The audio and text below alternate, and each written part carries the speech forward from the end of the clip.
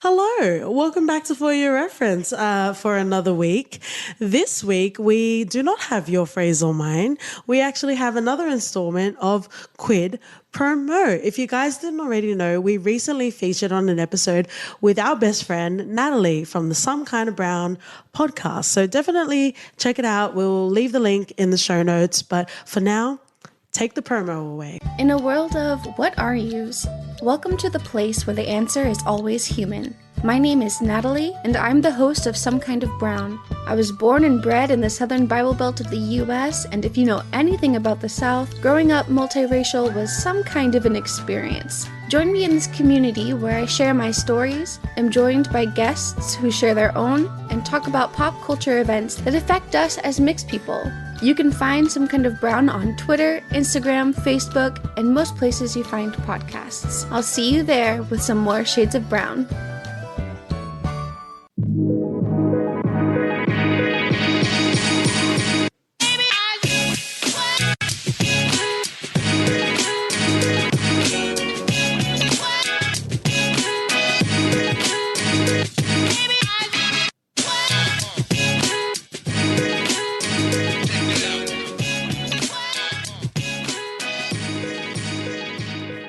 Howdy, friends and lovers. Welcome back to the For Your Reference podcast. You've got your host, KT. And OT. And we are hot diggity dogging. We're dipping our toe back into the superhero pool. We sure are. Or the super nasty pool. You are most welcome. You are most welcome. We are covering today what is known as the Amazon series called The Boys. Mm-hmm. If you haven't watched the series, like we always say, spoiler, spoiler, spoiler. We also read the comic and we found out that Compound V is actually containing spoilers. That's a double nerd reference, so you're most welcome, guys. So please turn away, go and have a cute little binge. Call your boss, take the day off, watch it. We won't be able to reimburse you, but you're going to have a good time, especially if you listen to our episode right after it. So The Boys is a comic that both of us wasn't really aware of. It was written by Garth Ennis and co-created, designed and illustrated by Derek Robertson. So that was published quite a while ago. Yeah, I think it's 2016. 2006, dude. 6! That's a whole 10 years. Woof! Yeah, I don't know where I got 16 from. Yeah, I was thinking now. 2006. But let's quickly talk about Amazon because, in regards to Jaggernauts, it's not really the maverick out there like Netflix is. But, if Amazon want to sponsor us, feel free to. We do love Goliath, but, it's more slim pickings, if you will, in regards to TV shows and movies that come out of Amazon. But we're definitely going to get into this show. There were things that we enjoyed, but you'll hear our full review of The Boys. This recently came out at the end of July, so it was a couple of weeks ago, and it fit in quite nicely with the San Diego Comic-Con as well. And there was a Comic-Con panel with my lady love that flutters every nether regions, including mine, Aisha Tyler. I found it somewhere on YouTube. You should definitely check it out as well, especially if you enjoy it. You have a lot of lady loves. Last week it was just Lucy Lawless, mate. Not just Lucy Lawless. And I actually have a way to talk about her again, and it is related to The Boys. Oh, dear. Brace yourself, folks. Just like last week, guys, strap in or strap on because we are going to get into this series. So like I mentioned, this is from Amazon. It came out recently at the end of July. It's a cute 8 episodes. In some cases, it is quite onerous and the pacing is an issue. But let's get into the cast. Mm-hmm. There is quite an expansive cast. We also have our Hollywood darling, Elizabeth Shue, who plays Stillwell. And how dare you guys, because she's not in the first 3. So I just wanted to give her a shout out before I read the first 3 on IMDb. We have someone new that I've recently added to my trophy case of stands, Carl Urban. Yeah, he's amazing. Playing Billy Butcher. And we will go through as many characters as possible. And you're darn sure we're definitely going to talk about the Butcher. We also have Jack Quaid, played by, who is playing Huey Campbell. Funnily enough, he is the product of Meg Ryan's orgasm and also Dennis Quaid. You can see it. You can see some Meg Ryan eyes on him. Yeah, but not the Dennis Quaid manliness. Yeah. Yeah, took more from the mother. I think he was created right at the crescendo of orgasm. That was his origin story, if you will. And then we have our deliciously evil Homelander, played by Anthony Starr, which I do want to bring up, but I'll bring it up more in first impressions. So there's the cast. Feel free to scroll IMDb if you do want a full breakdown. Quite an expansive cast, and feel free to do a shot if you've got a for your reference drinking game, because I say an expansive cast all the time. But let's get into it. Let's get into first impressions. I already mentioned we never really came across the comic, but to satiate you guys, we actually read the first volume. Yes, we have. Of the boys. So we'll talk about that as well. And I also want to dive into if we've come across any of these actors before. So let's first of all pat ourselves on the back. For reading the comic. It feels very sensual because we're patting each other right now. In regards to the comic, let's just get everything out in the open and all of our first impressions, because I don't want us to be like pulling our glasses up like, ooh, this didn't happen in the comic. That's not how it Stay true to the source material. That's not how it unfolded, if you'll pardon the reference. So let's just get that all out now. So he does not follow the comic at all. Yeah, there was a lot that was left out in the core narrative of Volume 1 that was not covered in the show. Yeah, they've taken liberties with this, which is good because people who've read the comic shouldn't really just watch what they've read. Like, it needs to be different. Yeah, but also people were in a conflict and people had qualms. What qualms? And all I heard... again, spoilers. All I heard about in regards to this show was dicks, swinging dicks, all the dicks everywhere. Either you guys have lived a sheltered childhood, or you just don't understand what an pending good time is. Yeah. Because I counted one bare dick we've seen From Translucent. Yeah. I think that's the only dick we saw. in that 8 episodes, and we don't even know whether that was his real dick or not. Yeah, you'd be shocked if you watched Oz because there are dicks flying all over the camera, all over the scene. Out of BC. Oh, biggest dick. In every sense of the word. Pretty much. Right? So and what I'm also thinking is the demographic for the boys is, guys in their 20 to 30s, maybe even 40s, and maybe one dick equates to 100 dicks. Yeah, because you're used to seeing boobies on telly all the time, and then you see a dick and it feels like you've watched it for a lifetime. And now you know how females feel. Your one dick is the equivalent of 100 unwelcome dicks, guys. So keep it to yourself. I don't think we saw any titties. Though we did get some Oedipus, some delicious Oedipus moments, which we will get into. Yeah, some really Belquist moments in this as well. Yeah. That's an American Gods reference. Guys, you're most welcome. So specifically in regards to the comic, I was quite disappointed. So again, we watched the series before we read the first volume. And the first volume is quite delicious in its vulgar, sort of setting that it had. Yes. How gratuitous. And I always say that things aren't really gratuitous, but the comic is deliciously gratuitous. So I was very disappointed that this was the source material and the output was the series, because it was quite clean. Yes, it seems quite filtered. And reading the comics, you're like, it goes from punch to punch to punch. And it's quite lovely to read. It's short. The first volume was like, 140 pages.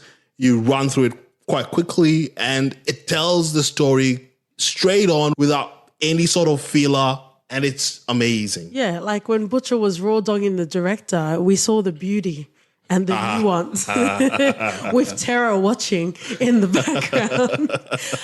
Just so you guys know, Tara is Butcher's dog. That doesn't get referenced or It's shown once or twice. No, but it's not. Huey asks if he has a dog because there are dog toys in the back of his car.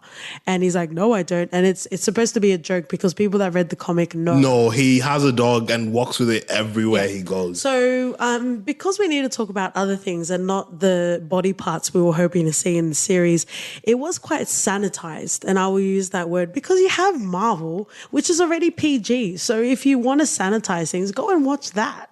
Yeah, right? Marvel and DC quite sanitized. Just do something different. And what I don't understand is there are shows that are way more sexual than this, unless they're trying to get like mass appeal. But that's what makes the comic so good. Trying to lower that rating so as a lot of people can watch it. Because we started diving into Volume 2 and we came across Tech Knight.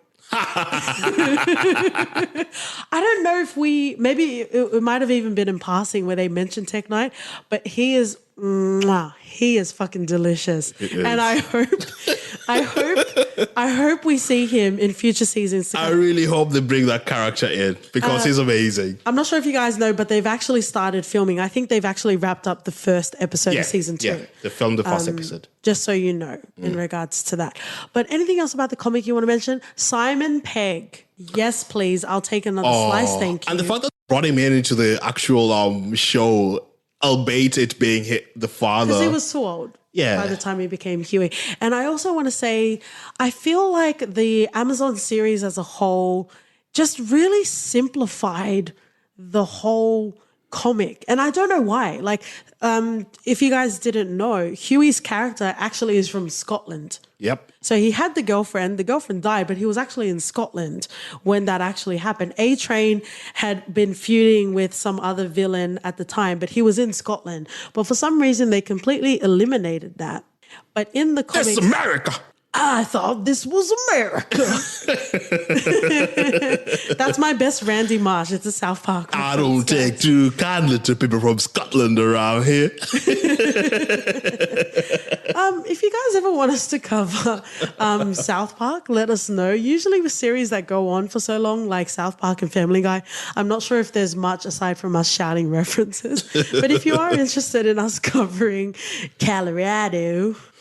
But yeah, it's crazy because he's from Scotland. Maybe it's because the Scottish accent isn't really that suited for television. I think they just wanted to simplify it, is the point.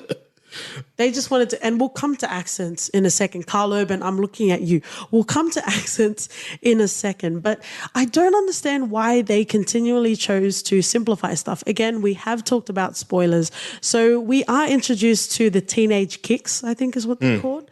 But in the Amazon series, all we see is Popclaw. Yep. In the first volume, you actually have the whole team of the teenage kicks, right? Yep. I'm not going to say what happens to them or, what unfolds, but there's a whole richness that happens in the comic that you have in a bit hours, yet we get quite a thin story. So we'll talk about the series in a moment. Is there anything else you want to mention about the comic? Oh, not particularly. There were some little things as well. In the Amazon series, Frenchie took the fall for Mallory's grandkids being killed. Mm-hmm. But in the comic, it was actually Butcher. Oh, and the biggest one, it's not the Deep that sticks his dick into Starlight's mouth. Yeah, it's like Homelander. And Black Noir, and I think it was the alien guy. Yeah. And you know what? I think we've established that KT in the For Your Reference podcast is the deviant and not OT. Except for when you want to be a fucking son. But that's a story for another day. Call me mommy one more time, which also relates to the boys. But we're not getting into that right now.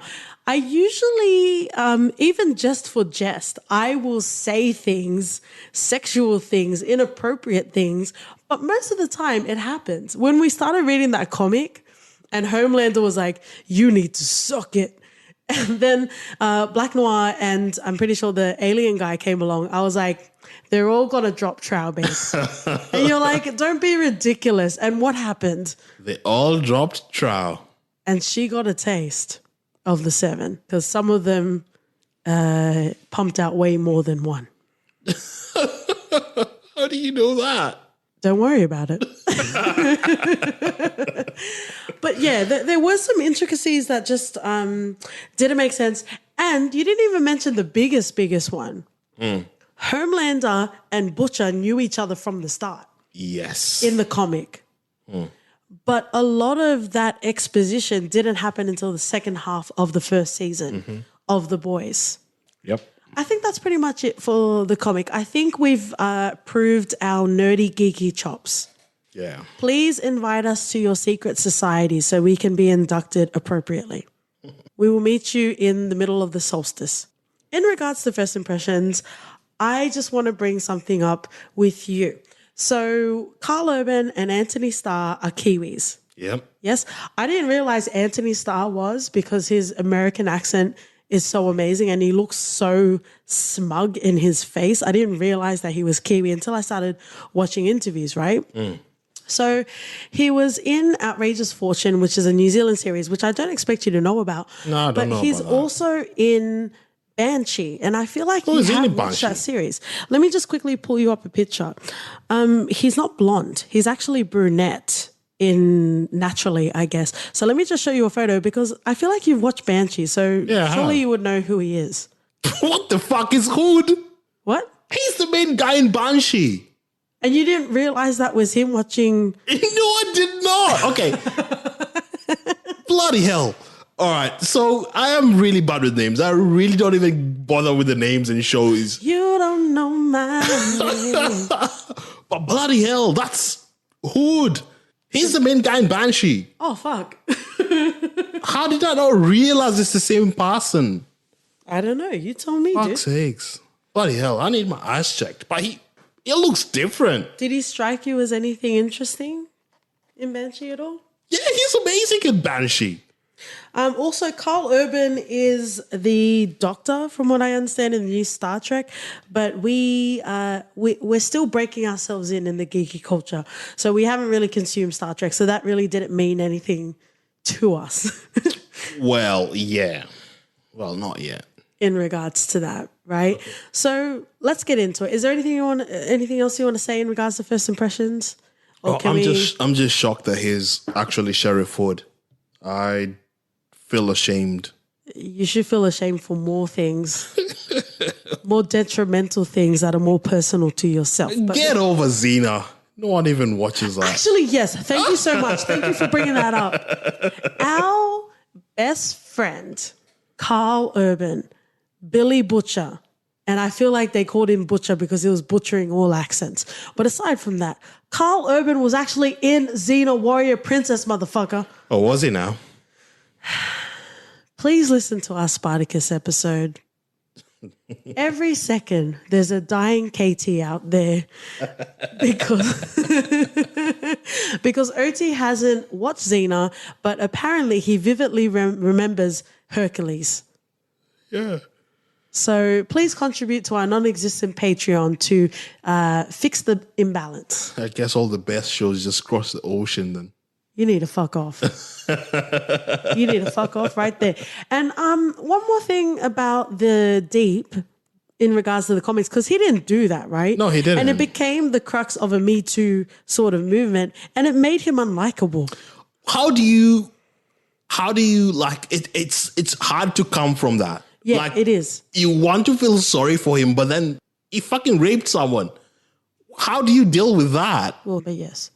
No, it's just ridiculous because you don't redeem that. There's no coming back. There's no coming back from that. Like the thought process for you to take advantage of someone, it doesn't gel well. Yeah, so you see him get into this where he's being banished out of the team, but they're playing sad music and they're supposed to resonate with him, but unless Chase Crawford demanded more scenes, possibly. But then again, and we will come to the actual series, I do feel like they try to keep Homelander as squeaky clean as possible. So it became such a big twist, right? But at first, when Chase Crawford did drop trowel, I did get pissed off because I'm like, what? Do you think you're better than everyone? That you don't need to show us your dick? Like, do you think you're big money just because you were on the OC? Gossip Girl? Come on now. I guess you're revealing way more than Chase Crawford did. Wow. But now I'm understanding it's because he has weird genitals and a weird sort of body. Yeah, here's gills. Yeah, and even when we were watching in the later episodes, I thought that we saw him shirtless. But you were saying we just saw the back of him. Yeah, we just saw his back and his Which ass. would make sense, but I guess I just by default thought that we saw it because Yeah, he was you pretty dropping much trout. turned him around and saw his dick in the process, you pervert. You don't need to tell the people how we keep our love life alive, okay? Our love life is more like the comic, not the TV show. Let's just say that. Okay, let's dive into characters. I know you probably don't want to, but we should probably start off with Huey. Oh, okay. Right? that killed all of the boners. You can do it. You start. He is introduced. Oh, far out. He's talking to his girlfriend in the street and she gets smashed through by a train. And that's how, his reaction to things. And you can tell by his interaction with his dad that he's sort of laid back. He doesn't like confrontation. One thing that was different also in the comic, I know we said we wouldn't bring it up. OT's like pushing his glasses up right now. But the fact that he actually signed the paper in the comics and he didn't sign it in the show. So that's one major difference.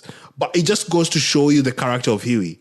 He doesn't like confrontation. He's this chill, laid-back guy who just goes along with the flow. He had posters of all the superheroes growing up. So your everyday Joe, pretty much. But the comic version wasn't a punk-ass bitch. No, he wasn't a podcast bitch because he looked like fucking Simon Pegg. Right? Yeah. You can't be a bitch if you're a peg. But can I just say, Simon Pegg does have an impeccable American accent. So I do want to give accolades there. But he has a fucking British face. Oh, fucking hell. You can spot that angst from a mile away. Yeah, he does look super British. Don't think I didn't notice that you just glossed over Huey without giving a proper feeling. I will do it. Oh, go for it. Because I'm brave. Oh, you sure are. Huey is a fucking issue, okay? Not a good issue like the next installment of the Boys comic, an issue as in something we need to cancel. Okay? So I'll be starting a petition. Please join me. Not Dennis Quaid. Baby Quaid. That's what I'm going to call him because he's literally a baby through the whole series. Baby Quaid is a problem. He's an issue. I personally get really tired of characters that go back and forth of accepting what their world is and what their role in that world is. It took 4 fucking episodes for Huey to finally accept, okay, there are soups and they're evil and they succumb to greed like the rest of us. And maybe they're not the greatest people that I grew up to idolize. And my role is to take them motherfuckers down. And it took too long to get to that point, especially when you have a series that is only 8 episodes. I found the pacing to be a problem. Yeah. And Huey was at the crux of that. And I didn't realize that until they started branching out into character development of other characters, which happened like within episode 4 and then later on throughout the series. I take qualms with whiny, annoying characters because you can be that, like Frodo in Lord of the Rings. Oh, shit. But you need to have Sam by your side. Oh, fuck's sakes, man. Yeah, I wouldn't even Not go today. to... Not today. Not today, Satan. Yeah. Not today, Satan. But, you can have characters that go through an inner conflict and they're not really sure where to go or, the morality of actually killing someone, right? But it doesn't need to be that onerous. No, it doesn't. But then again, he doesn't stay a bitch the whole season. But I'm saying, like, it was really, I was literally Die Hard, another reference, when Bruce Willis is like crawling through the glass and he's getting hurt and all his feet have fucking glass in it. That's how I felt trying to get through the first 4 episodes because everyone was like, "Ugh." That's how I imagine a guy jacking off. "Ugh." Fucking Sploosh Mountain. This is the best show to ever exist. If it was fucking the comic coming to life, then yes. But the series that we were watching was really fucking slow. And that is disrespectful and it's irresponsible. And Seth Rogen, I will fight you in the car park because that was wrong. And we know Seth Rogen. When do you ever hear Seth Rogen and restraint in the same sentence? Come on now. Garth Ennis and also Seth Rogen came together for The Preacher, which you've watched. Yep. I feel like I also watched The Preacher, but I gave up. Yeah, you give up within the first 10 minutes or something. So. That's pretty much indicative of everything. Yeah. Really. Well, it's a good show. You just need to stick with it. And same goes for The Boys. Like, no, but to be perfectly honest, we were getting pissed off because the show wasn't that great to start off with. No. And what I don't understand is the source material was so rich. Again, I'm pulling up my non-existent glasses. The first volume alone of what did you found out there's like 72 volumes? No, 72 issues, and then I think the issues are, yeah. Irregardless, semantics, my friend. Right? There's so much richness in that first comic that does not even get covered in the first series. And I really don't understand why it was done that way. Feel free to come on the 4-Year Reference podcast because I don't understand why they spend so much of the agonizing and whining in the first 4 episodes of, my girlfriend's dead. I killed someone by a detonator, by the way. If you're in a world where you realize the supes are evil and you kill someone by a detonator, not by your own fucking hands, then get the fuck over it and let's move on. Well, then again, it was pretty brutal. A detonator up your ass and the splatter alone, like it scars you, doesn't it? But we are fallible creatures, my friend, my lover, my everything. Oh, wow. What is this study into? A Celine Dion song? An unearthed Luther Vandross demo single. That's what it is. All right. No, but it is like because pressing a detonator is different to the comic where he actually just spined that guy and impaled him. Yeah. Right? It's different. And it's just like, I don't know. Again, my foundational sort of qualm is accept the world that you're in. Accept the role that you're going to play and let's move on. Yeah. There is way too much exposition. There was so much interesting features that could have been highlighted in this series instead of just focusing on Huey and his fucking love interest, Starlight. Yeah, that was a bit weird. But anyway, it's like, I think they're trying to balance their character out. Like, the comic is great, but that doesn't necessarily turn into great TV. I don't think so. Anyway. You can if you Control C and Control V. You need to shift delete on this. No, you just need to like build up the background characters a bit more. And what they did with Huey is not good. They changed him a bit too much. But at the end of it, at least we can see that Huey does show some signs of redemption.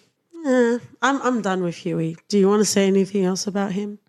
No, at least he went back to rescue Butch's friend, that's Frenchie, and Mother's Milk, which is amazing. I'm sorry, I laugh every time I hear that character's name. But okay, do you want to say anything else about Huey? Okay, let's move on to Billy Butcher, Carl Urban. He bloody makes the show. Butcher and Homelander make this fucking show for me. They make the show. They were the deities that I was lighting my candles to and saying all my prayers to continue this series. Yeah. That's it. Do we end the episode? There's literally nothing else to say. I will go so far to say, and it's not that exuberant because everyone is saying it, Carl Urban just butchered it. I don't know where he got that fucking accent. On the best of days, it was Cockney. And I don't even, because in the comics, I'm picking up my non-existent glasses again. He was supposed to sound like Michael Caine, who plays Alfred in the Dark Knight series, Yep. right? I'm not even going to try because I was going to go into Jason Statham, but that's different. That's a different accent. That's a different franchise, and we're not getting into that today. But you know what? If you can't do an accent, and I know it's cancel culture, but if you can't do an accent, just be like Liam Neeson and be like, fuck it, and give up halfway. Liam Neeson doesn't even try. His Irish is all through everything. Yeah, and then he ends up in Dublin for the last half of every movie that he does, right? But just do that because the Kiwi accent is enough. It's unique enough to get away with noticing that it's not a British accent. Who cares? But his accent is enough to bring that motherfuck and that cocksucker into the show.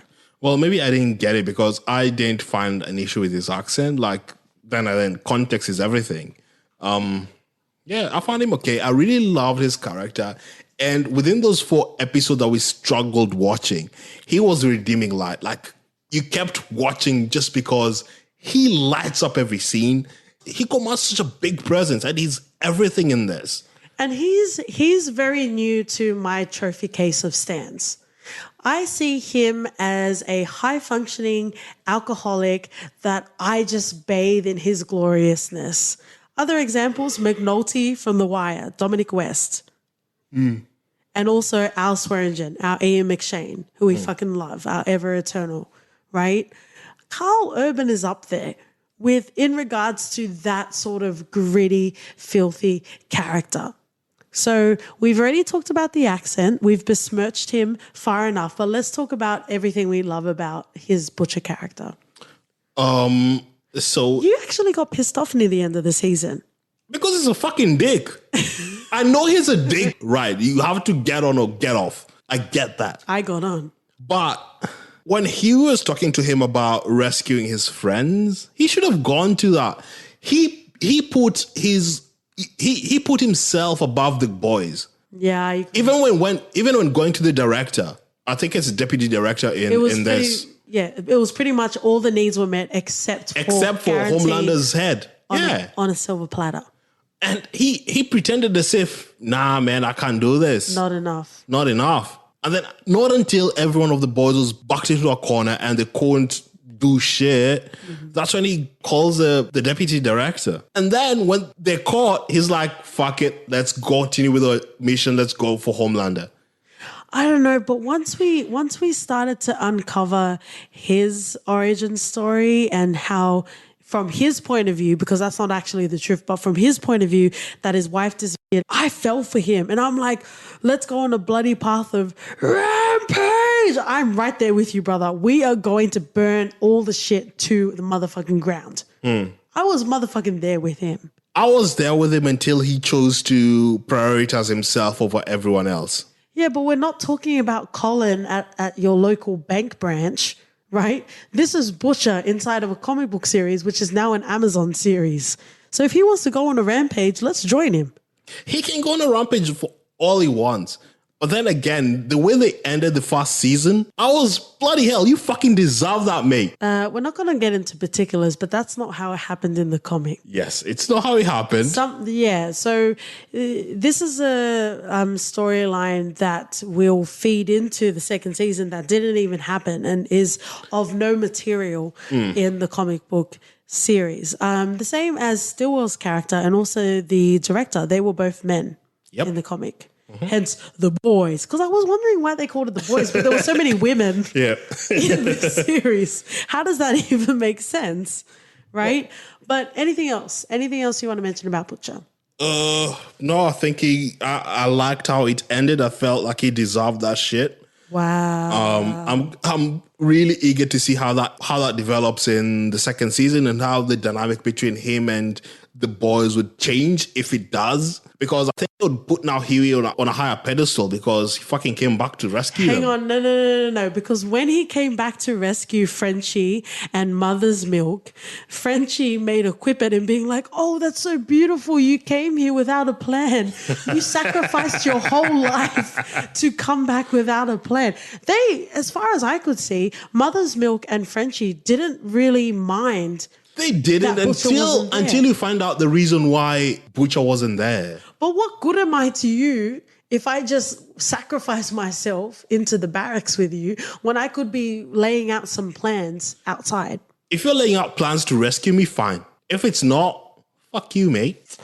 I don't know. Carl Urban, and this has to do with his actual acting. He had a vulnerability to him. So yes, he was harsh and it was all about motherfucks and cocksucks, which I'm all about. Oh, what about when Huey called out Butcher? No, that was wrong. No, that was wrong. That was wrong. I was half expecting Butcher to take Huey's head off.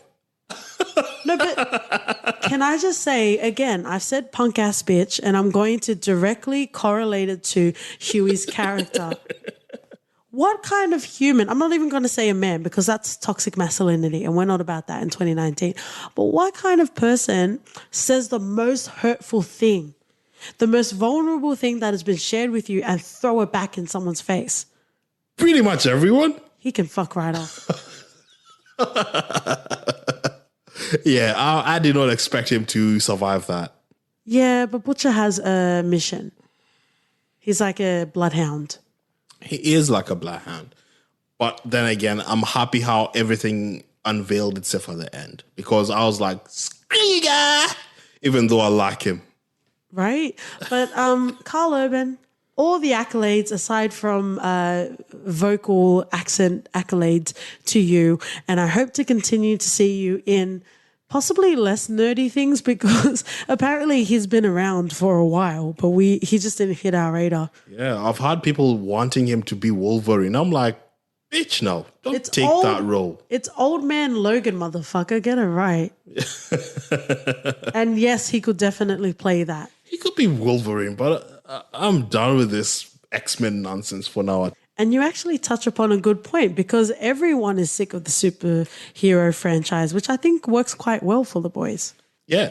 Personally, I was already at the end of my rope in regards to watching superhero shit. So the fact that the first 4 episodes was a punishment for me to have to get through to get to the last 4 episodes of this series, I will never forgive it for. But Ruby Rose is Batwoman in the CW show.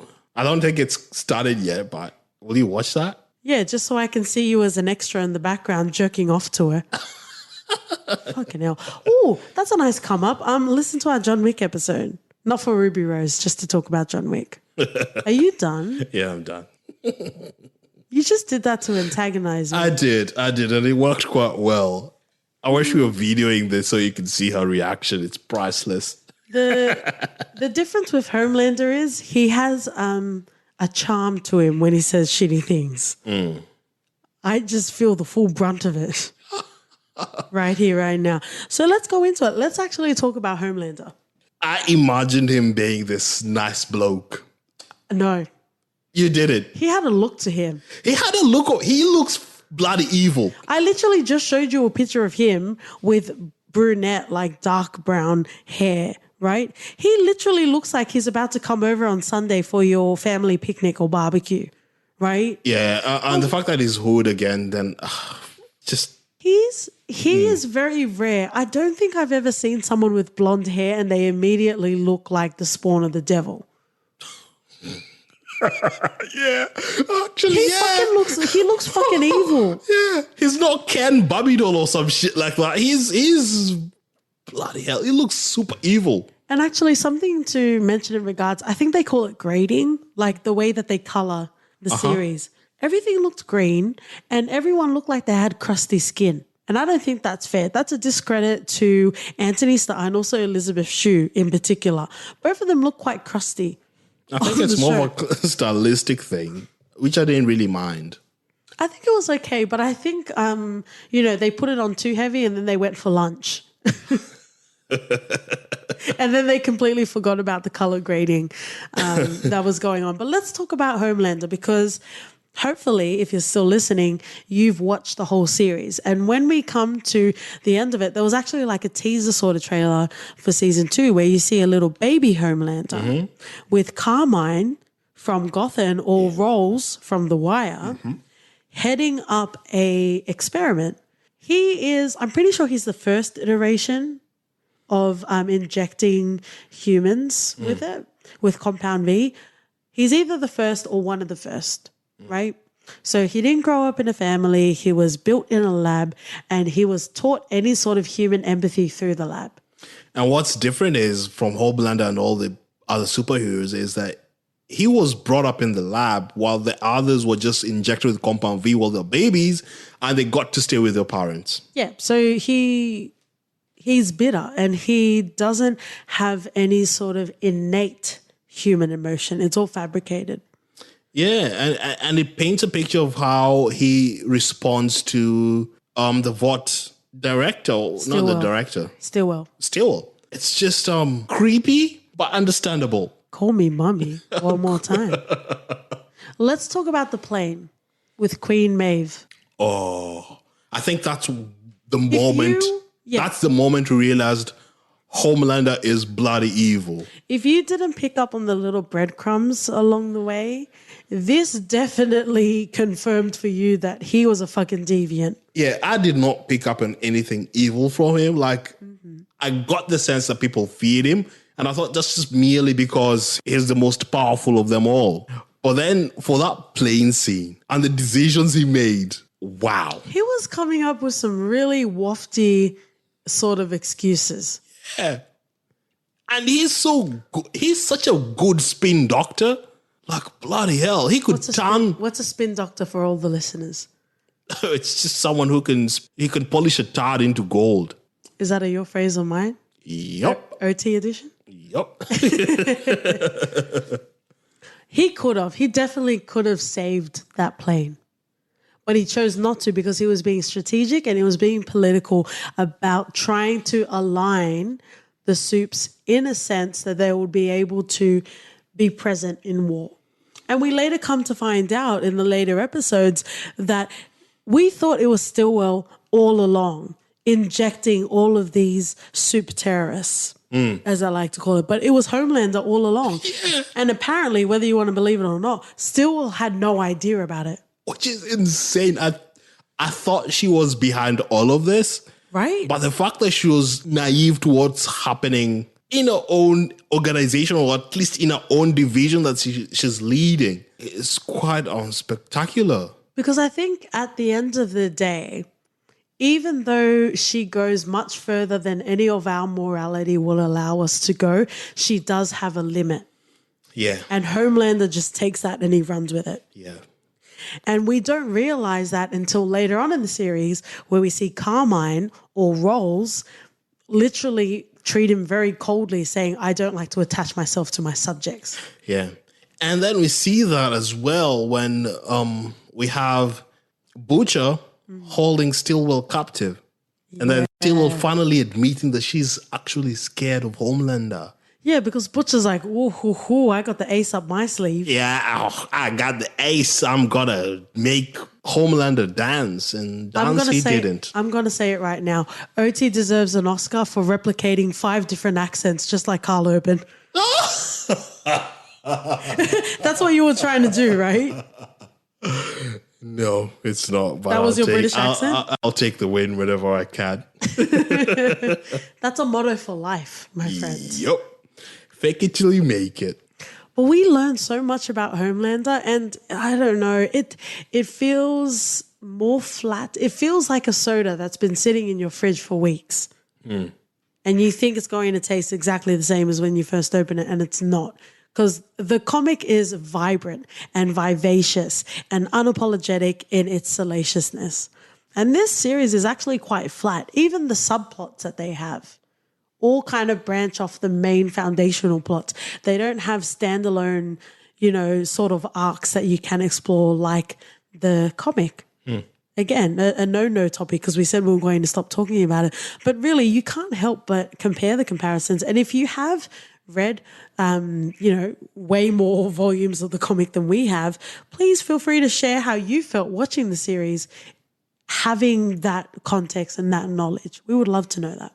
Yeah, we definitely would. But the series does end on Homelander saving Butcher's character.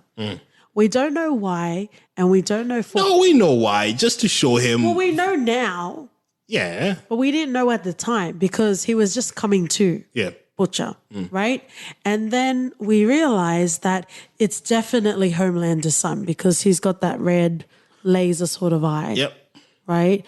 And we see the wife character. She's just a shitty wife, man. Regardless of what happened. Let's leave it. Cool. You can write your subreddit post later. We are not getting into that today. Are there any? You get to choose. And I am always wary of this because whenever I let you choose, you always take us on some boring or some tangent that I never want to go down. But yes, continue. I'll go with Starlight. Boo! She's a big character in this, not to talk about her. You go then. I don't want to talk about it. So she has this naivety about her that she sees the world. I think that what they say is she's Midwestern. Did you just equate Midwestern with naivety? No, like I don't know where she's from. She's from one cool. of those like sort of states that it's mostly white people and they're very Christian. Yeah, yeah. So her background, she's naive. What she's told and what she says is what she believes, and that can apply to a lot of us, right? Mm-hmm. And the fact that she got to be part of the seven and everything just unfold before her eyes to see how everything worked, how everything was pretty much a story by the marketing department, just showed her how crap the world is. Boo-hoo, welcome to the real world, bitch. Do you think everything is covered in cotton candy? No, motherfucker. People hurt and people bleed. She wanted to believe in the good in people. Nah, man. Even when she went to that fair, she was like, oh, because when she saw how aggressively against the church was in regards to homosexuality, she was like, oh, I never remembered it being like this. Yeah, bitch, you were part of the cult. Yeah. I'm done. I'm not. Stupid fucking Starlight.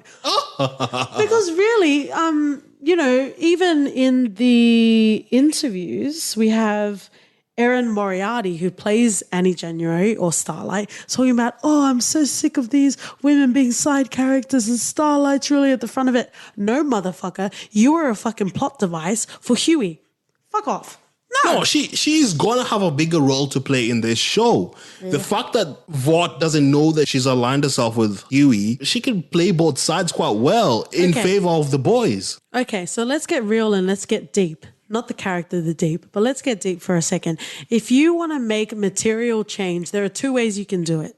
You can be grassroots and you can protest and you can be out in the streets. Yeah. Or you can change it within the system, right? Starlight felt like she kind of wanted to change things, but she was kind of whining 80% of the time, but she didn't fucking leave. Because her world is shocked. She just found out that the seven is just this big marketing gimmick. They all care about the profits and she wanted actually to be a superhero. So what? We all grow up to realize it's a shock to the system. But we all grow up to realize that our parents, who we think were perfect and without blemish, were actually motherfucking human. And they were scrambling at every sense and every step of the way. She needs to fucking grow up. I'm sick of it. Is there anything else you want to say? Because I'm moving on. There's nothing else I want to say about this stupid fucking side character. She needs to realize she's coleslaw and she's not the two-piece feed, okay? All right, mate. I'm hungry. Put your KFC coleslaw aside and let's move to another character then. Who do you want to go with? I actually want to... I want to talk about Frenchie and I want to talk about Mother's Milk. Mm-hmm. So let's talk about Frenchie first of all. Yep. We are introduced to him as a weapons sort of dealer. I think that's the best way to describe him. He had some sort of bad blood with Butcher, but then they come together for the job because Butcher gives him no choice. He shows him the body in the trunk of Translucent and you kind of need to be with it. Yep. Frenchie is also the one that discovered the way to destroy Translucent as well. He's smart, but he's also a romantic at heart. Yep. Which was quite nice. I really enjoyed having him in the series. Until it was actually confirmed that Homelander was evil, I actually enjoyed having Frenchie in the show. Yeah, Frenchie is amazing. But he has some issues that he needs to resolve within himself. Yes, his humanity helped him save the female, who proves to be a valuable asset and will continue to be a valuable asset for the team. However, not in the comic, but in the series, we found out that his sense of humanity was mistrusted. And that caused for Mallory's grandchildren to die and botch the whole operation. Right? So he needs to pull his motherfucking head in. Yeah, but this was different. I think No, but he kept having weaknesses, and you can't have that. There's a reason why, again, feel free to recruit me, but there's a reason why spies have no family, no ties, no sort of leverage, right? You kind of need to be a blank canvas. Otherwise, that will get exploited. And in times of ransom and in times of, just gaining the upper hand, that will be used against you. Yeah, but at the end of the day, the boys are in soups, they're humans. So Frenchie has a pass in my book just because he saw in, I think they refer to as the animal, like... No, the female. I think that's just a Freudian slip, my friend. Actually, yeah. The animal if you're nasty. Yeah. Where did I get that from anyway? So... You're subconscious, motherfucker. So we have Frenchie taking an interest in the female just because of how he grew up. And this is where context becomes everything again. Yep. So he resonates with her and her situation. And he goes above and beyond to try and help her be part of the team, or at least rescue her. And the fact that when she was battling Black Noir and Frenchie didn't run away completely and came back when she was all bleeding on the ground tells you everything you need to know about Frenchie. No, I do appreciate that romantic side of him. But when you're in this line of work, any sort of vulnerabilities you have is a motherfucking liability. And that's all I'm saying. Speaking of, having a family is also a liability in this line of work. So let's talk about Lars Alonso's character, Mother's Milk. I don't know why, because they said it all the time. But for some reason, I didn't believe that was his name. Yeah. Wailames! Yes. It's a viral trend coming out of Kenya. I'll put it in the show notes. It's crazy because they try as hard as possible not to say Mother's Milk every time, and they just shortened it to MM. It's quite distracting, and every time you hear Mother's Milk, you're like, what the fuck? But I feel like MM is phonetically what you'll be doing. Yeah. But his character is, like his name, is very nurturing. He kind of looks after the team. And in interviews, Lance Alonso was also talking about, he doesn't want to be, but because he is arguably the character with the most to lose, he kind of becomes the moral compass of the group. Yeah. Because at the end of the day, he needs to go back home and he needs to look after his own. And can I just say, his wife ain't motherfucking shit. However she feels, because as far as we understand, the MM and Butcher escapades have been going on for a long time now. And MM, for whatever reason, is probably because of Mallory's grandkids, right? Because that all went awry. He was like, I'm hanging up the gloves. That's it. I'm done with this life. Yep. He gets pulled back in, right? However you feel about this man, this could potentially be the last thing you ever say to him. And she says something to the effect of, I don't ever want to see you again. Yeah, that was Fuck crap. off. Yeah. Really? I hope she dies a non-glorious death Oh, wow. in season 2 if we ever have to see her again. Because that's wrong. It really is wrong. You don't say that, especially at that moment. Yeah. With a kid behind there, she probably didn't hear it, but still. Fucking hell. Deal with your demons, my friends. Then again, you knew the man you're getting on with. You knew him. Okay. Stop pretending as if you got into this to change him. Okay, Terrence Howard. No, settle I'm just down. saying. You know someone, you get in with them, and then you get shocked that they're doing the same thing you fucking knew them from? Come on now. Or sometimes you know who they are and your sense of life slowly loses out every single day. And you just bear that motherfucking cross until And you will bear that cross forever. I was trying to send out a Morse code. You're welcome. I caught onto it. I fucking love mother's milk though.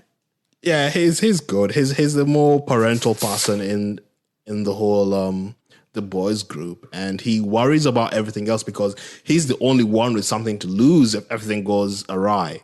Thanks. I didn't realize I sounded that sexy. You're welcome. 2 minutes ago. Just thought I'd say it properly. Oh, we are not covering mansplaining or manspreading today. Oh, that's another superhero in the boys, mate. Let me guess. Spoiler alert, he also drops trow. Yep, he does. Do you want to talk about Queen Maeve? Nope. She's so fucking forgettable. She's forgettable. She's annoying. In the comics, she is more rude than she is Yeah. to Yeah, Starlight. they made her a bit calmer. She told her like to shut the fuck up the first time. But I feel like I would say that the first time I met Starlight. Oh, wow. Shut the fuck up. Yeah, but I think the thing is with her, she doesn't like Starlight, or not like, but she finds issue with Starlight just because Starlight is what she wanted to be. Starlight managed to speak out. Starlight managed to try and fight the system, where I think she just went along with everything. She just accepted She it. took that dick and sucked it without complaints. But so did Starlight. But Starlight said something about it. True. She got deep ostracized from society because of it. Yeah. But Maeve just went along with it because But it's part of but the she's seven and dumb. what you do, you know? But she's dumb because when her lady lover came along, which as far as we can establish in the timeline, which is another buzzword that people love to hear, she was with this lady love and then she cheated on her to be with Homelander. Yeah. That's as far as we can establish. But when her lady love, and I'm so sorry I don't know your name, when she came to set, why would Queen Maeve talk to her, even if it's the heat of the moment? Because she still has the mics there. The cameras are still there. So you know that footage is going to come back later on in season 2. Unless people completely forgot about her, then it's not going to come up at all. But I guess she has the place of like Wonder Woman because the 7 is supposed to like reflect Justice League. Yeah. But I don't really have anything else to say about Queen Maeve, to be honest. No, neither do I. Speaking about someone to not really say much about, A-Train. Bloody hell. Played by Jesse T. Usher, who was also Shaft. The recent Shaft, not Samuel L. Jackson. As far as I'm aware, this recent Shaft didn't happen, so I don't recognize him as Shaft. Let's put it this way. Let's put it this way. The amount that we watched of Shaft is probably not recognized as Netflix as a watch. That's how quickly we stopped the movie. What's the point? Yeah. What's the point? But how did you feel about the A-Train character? He's a supposed dick. to reflect like the Flash. He's a dick. He's all about himself. He wants to keep appearances on. And the minute he didn't have his superpowers and he was treated like a normal black person in America, shit got real. Oh, yeah, in the clothing store. Yeah. Got him to go and inject himself with Compound V just to walk again and be A-Train once more. Yeah. Like, he walks into a clothing store and he's treated as a black person and a guard follows him around every time. And he tells him, "Oh, I'm A-Train." And the guard is like, "Yeah, and I'm Homelander." So you can see that they're trying to imprint this sort of societal issues that people are dealing with. No, but I think it's just like, and without any sort of frame of reference, America specifically, when you talk about like, you know, athletes, like NFL athletes or, you know, NBA athletes, they're kind of treated as like godly. You know, even if they do something wrong, there's a way to explain it, or, you know, they get forgiven more than some Joe Blow off the street. Yeah, Right? true. So this is just another added layer to the soups. Yeah. And the minute he realized like it was actually in A-Train, his tune changed. And let's just talk about this because he was a fiend for Compound V, right? Yep. However, I genuinely, and again, aside from having an addictive personality, I don't understand what it is to have substance abuse. So I don't want to be too Critical. too critical about it. But I find it really hard to relate to the fact that he killed Popclaw, who's apparently supposed to be the love of his life. Yeah. And apparently they've known each other since high school or something. And I really brought it up just to see what you would think about that because, I need to make some exit strategies otherwise. No, it was more to cover up his mistake in using Compound V and the boys finding But is out that about more this important scene. than the person you love, is my point. Because you have to answer to Homelander. That's the issue right there. Everyone else is fearing and walking on eggshells because of Homelander. If Homelander finds out that he fucking knew everything and he has an affair with Popclaw, who gave up their stash and their secrets, that's not gonna fly. And we later find out that Homelander and A-Train were actually in on getting the soup terrorists set up in the world. Okay. So it makes perfect sense. It was either A-Train's ass or Popclaw. Either way, he had to deal with a mistake. Well, now I know. In The Boys or in a Black Mirror world, we would not exist together because you would fuck it up. Listen to our Black Mirror episode. Listen to our Black Mirror episode. Hang the DJ is specifically what I'm referring to. Can I just talk about like costumes? It was weird to see them in their hero costumes everywhere, but I feel like A-Train really got the short end of the stick there. Why? I know that he's an athlete, so it's supposed to look like activewear. Again, I have no reference because I don't even try to move more than I have to. But I feel like it's literally him just wearing activewear and then some like plastic titties in the front of him. Like... What was that? Surely there was a little bit in the budget. Seth Rogen, throw some dollars their way. Seriously? You can spend all that money in animation for Sausage Party and you can't give him a fucking decent suit? No one had a decent suit in this, to be fair. No, I like Queen Maeve. Homelander really displayed Anthony Starr's thick thighs. And dick and abs and everything in between. Not as good as yours, though. Ah. I'm not sure how you would feel about wearing a Hawaiian shirt like Butcher, though. No, I think it suited him. Like it's more of a juxtaposition than anything else, isn't it? Yeah, it was a nice little brightening of the dark sort of underbelly that they were operating in. Let's talk about Elizabeth Shue playing Stillwell. I think she played that role quite well. She is the best example of someone that isn't a soup but can be just as successful and to a fault be able to control them. Yeah. Because I felt like I got her wrong pretty much the whole show until I found out she pretty much didn't know anything about what's going on. No, but you got to admire her ambition, though. I do admire her ambition, and she did climb that corporate ladder, and she was going to actually lead Vought. But she also mentioned in a scene where she was talking to Starlight, because Starlight wasn't pulling into line, she was mentioning, did she grow up listening and reading these stories? And apparently Stillwell wrote them. And she was essentially saying that this is all bullshit, right? I fabricated the world that you fantasized in. Yep. Pretty much. So that's quite admirable. It is admirable. Evil or not. She was quite ambitious and that's a really good foreshadowing. Whenever you see, especially an evil character and everything is going well for them, they're about to get cut. They're going to die off. That sex scene with Homelander, though. It wasn't really a sex scene though, was it? Oh man, it was creepy. It was just as sensual. I'll tell you that much. Yeah. It was producing mother's milk from both of us. But she really feeds off on the gaps that were missing. Yeah, she really in does. Homelander's rearing. Yeah, it'll be interesting to see how season 2 would be without her in it. Because I felt like she really brought a lot in the first season. Yep. and she brought this humanity sort of aspect to Vought and made everything kind of make sense. So without her in there and Homelander probably taking the reins, it'll be quite a sharp contrast to what was we've just seen. Yeah.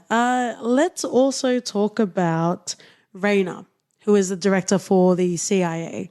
I think it is, or the FBI. Come and fight us in our Twitter mentions. But I'm pretty sure it's the CIA. First of all, in the comic, it was a man. Yep. And in the comic, he's actually the director, not deputy director. Yeah. But let's talk about her character. I had a gripe with her. Yep. She's not even worthy of a qualm. I just have a gripe with her. What's I was kind of, so when she had all of the evidence, she got the sign off from Butcher, she had Stillwell in the room. She was going to nail her, right? Smuggy McSmugface is what we'll call her. And then she gets called away. And because of the Soup's terrorists that we definitely need to talk about, because of the Soup terrorists that was there, and Homelander was the only person that was able to quench that, she had to pull back, right? I like that. I like that moment because you know why? That Raynor lady did nothing. She did absolutely nothing. She took all of the credit from Butcher. Not that Butcher wants to have it or needs it, but she took all of that and she was, sitting there like, "Ooh, I'm going to nail you, lady. Nail your fucking self." I don't know if it's just, I'll need to check what the ratio is in regards to the writer's room. But again, you don't really need female representation because that's not what the show is for. If they have lots of females in the writer's room and that's why we're not getting all the sex stuff and all the dick stuff, then take them out. Oh, wow. Yeah, I said it. Come and fight me. Well, I'm all about equal representation in everything that we do. So I know. I check your web searches. I didn't find fault with her. She's a suit and did what a suit would do in this situation. You mobilize a team, you take all the credit for this success, and if it fails, you lay the blame on Butcher and his team. Let's talk about Mallory, actually. There's so much to unpack, isn't there? Yeah, she pretty much led Butcher into this manhunt intentionally. And then when things went really wrong and she lost pretty much her family, grandkids and all, she changed the tune and just secluded herself in some sort of mountain or whatever. Well, she treated Butcher like an animal. Yeah. And she got his taste for blood. And he went off. And he's been on a dick searching mission for Homelander ever since. Yep. So when that didn't serve her anymore, he was out. She was out. Everyone was out of the game. Well, she lost a family, and it's explained and it's understandable. It puts things in perspective, doesn't it? Like, what are you doing it for? If not, if your family gets entangled in all this and you lose them all. But she doesn't strike me as someone that's wholly innocent. She looks like she's battling with her own demons. Yeah. They should rename this to The Demons Inside Me. Sexually.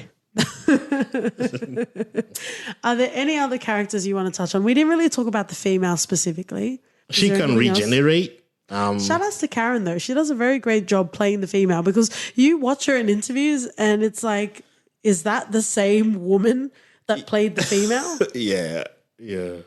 It's quite she's trying to go back to home country to rescue her brother because they were forced to join child soldiers or child terrorists, which is also an interesting sort of concept, which we don't know if that unfolds in the comics, but to introduce a soup terrorist is quite interesting as well.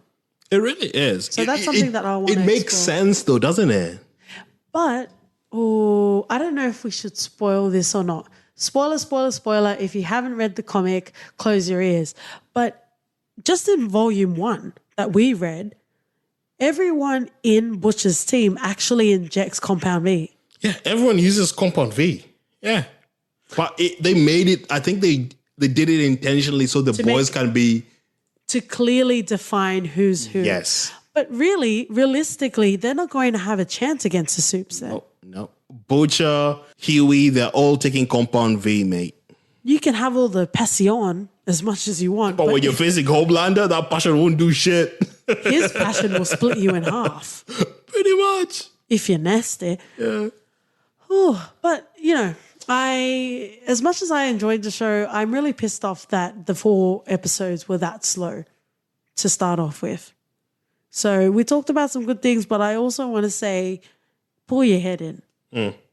Because as much as we say there's 70 plus volumes or whatever you want to call it, editions, issues, deal with your own issues, mate. I'm quite fine over here with my Cockney, don't you? I got issues that can't be absorbed by a tissue. What? You're welcome. KT has left the chat. Forever. But that's it, guys. We've covered The Boys, the Amazon series, and we have watched 1.5 of the comic The Boys, if that adds to any of our credibility throughout this episode. Is there anything else you want to shout out in regards to this episode? Just stick with it. Like it starts off fairly slow, but it does get better. And within those 4 episodes at the start, Skip it. it becomes, no, don't skip it. It becomes quite clear that Butcher and Homelander are integral in this. And their acting alone will keep you hooked. If for nothing else, stick with them until... There is nothing else. Just stick with it. It's really a good show. And you won't regret it. And from seeing the trailer for season 2, episode 1, you'll definitely want to catch up before it airs, because it's just an amazing show. The concept is amazing. I am tired of your normal superhero kind of shows already. So this is a breath of fresh air that I'm eager to partake in. So let's wrap this meat package all up with For Your Reference. OT. I would go with Banshee. Just finding out that Homelander is Hood is fucking unbelievable. I didn't see it. I feel ashamed. And if you want to see his acting range, Banshee is definitely the best thing you could see it in. And it's an amazing show. And I was also called a banshee by my high school teacher, so that's reason enough to check it out. Eric Cricky actually headed this with Seth Rogen, so I will actually put forth Supernatural. Oh, nice. We did it. On Twitter and Instagram, we are For Your Ref Pod. If you love us enough, check out our Apple Podcasts and leave a rating and review. See ya. Cocksuckers!